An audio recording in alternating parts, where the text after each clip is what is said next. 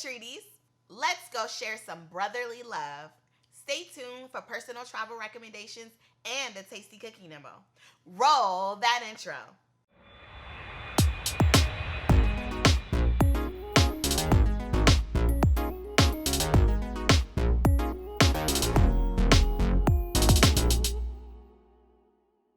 Hey, I'm Christine, and welcome to my channel where we explore travel destinations and the eats that go with them.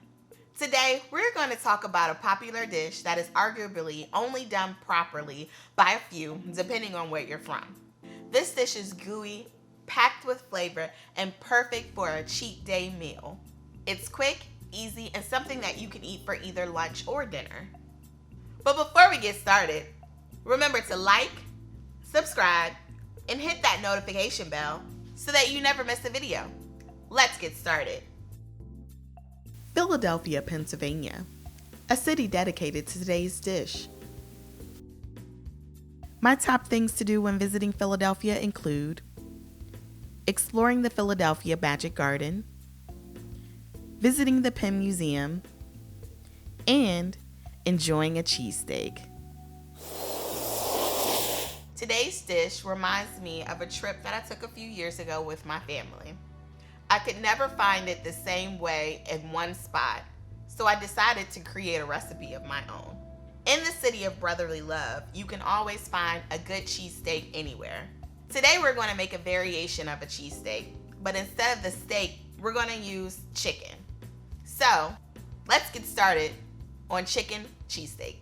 So what ingredients do I use in my chicken cheesesteak? Obviously, chicken. It's really hard to find shaved chicken where I live, so I prefer to use ground chicken. You're gonna need hoagie bread.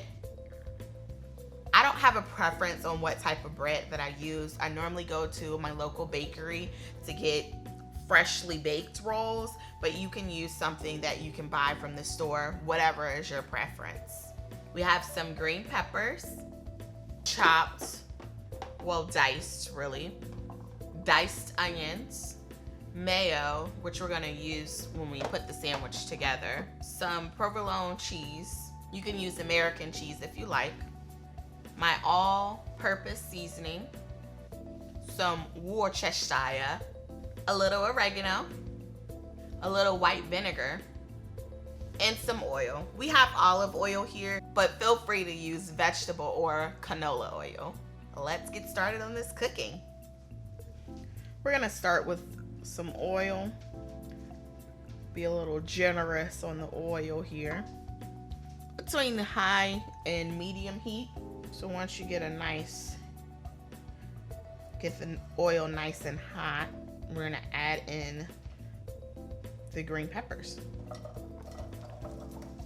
I always like to add in the green peppers first because I feel like they take longer to cook. I'm gonna move these to the side and get our meat in this pan. So we need to add some seasoning here. This is the all-purpose seasoning.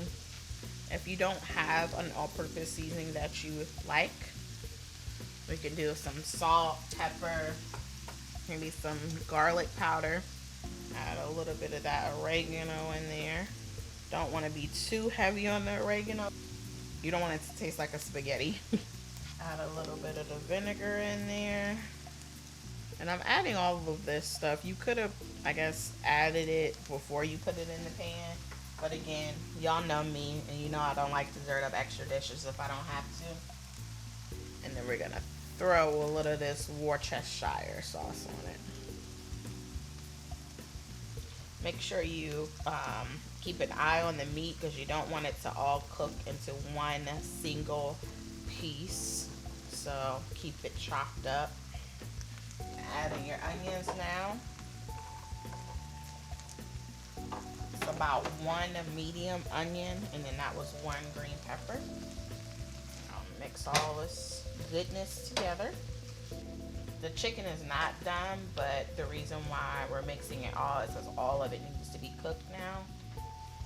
And then that way we can get the onion flavor in there with the chicken and the peppers.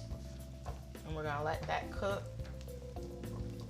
some more so everything is done. So we drain the meat so that we can get it not so it won't be so soggy. A little bit more oil in there since we drained it. We're gonna let this cook a little bit more. Get a nice little brown on it before we add in the cheese.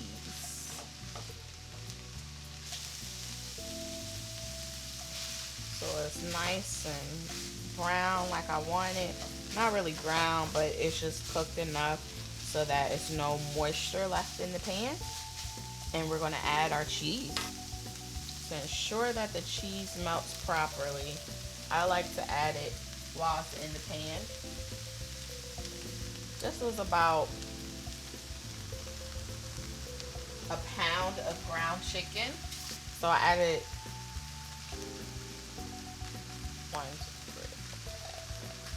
6 pieces of cheese.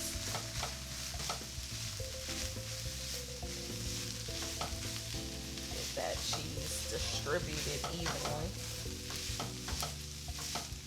Alright, so it's not gooey enough on the cheese. I'm gonna add some more because you want it to look like this essentially all over. It's very important to have a non-stick pan when you're making this. Otherwise, this would end horribly. These are thinly sliced pieces of cheese, so you could use more or less depending on what kind of slices you get. I used more because they were so thin they weren't really making a difference. But they do cook faster when you get them thinner. So just gonna let that heat a little bit longer and we'll be ready to add it onto the bun.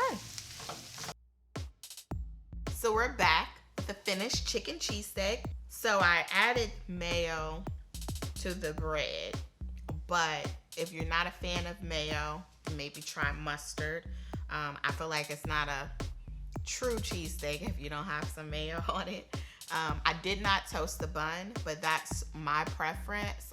I feel like the bread is crispy enough on the outside where you don't really need it to be toasted. And then I just added the mixture, the chicken, cheese, pepper mixture into the sub. And that's it. Pretty simple, and it's ready to eat. I wasn't stingy with the meat. I think any cheesesteak, if you've ever had a cheesesteak in Philly, you know that they're not stingy with the meat. So I loaded it up so it can be nice and hearty.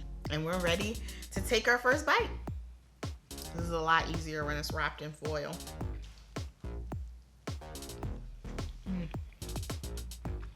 Actually, it's seasoned perfectly. The onions and the green peppers are cooked just enough that they're not like super soggy. The chicken is a great substitute if you don't have shaved chicken available. If you're not a beef eater, this is perfect, so you can still get that same great flavor that you love. And the mayonnaise just brings it all together, and the cheese melts it all in there. Just reminds me of my last trip to Philly. I hope you enjoy it as much as I have. Thanks for watching. Remember to like, subscribe, and follow me on Instagram @TreatTalk. I'll see you next time. But until then, keep on treating.